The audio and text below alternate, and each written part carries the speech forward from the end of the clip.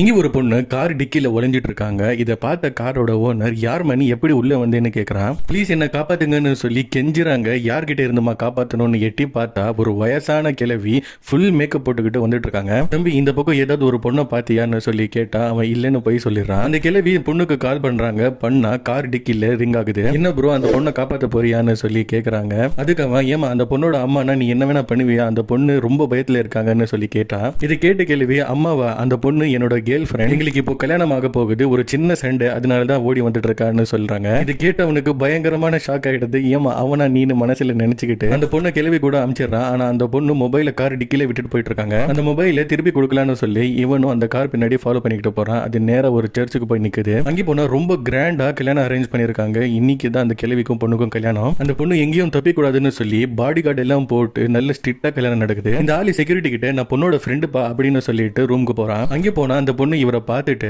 இதுக்கு இங்க வந்து அந்த கிழவி உன்னையும் பார்த்தா என்ன கொன்னே போட்டுருவான்னு சொல்லி ரொம்ப பயப்படுறாங்க. அப்போ அந்த கிழவி கோட்டு சுட்டெல்லாம் போட்டுக்கிட்டு மாப்பிள்ள மாதிரி உள்ள வராங்க. இந்த பொண்ணு அந்த ஆளு பீரோக்குள்ள ஒளிச்சு வச்சிடறாங்க.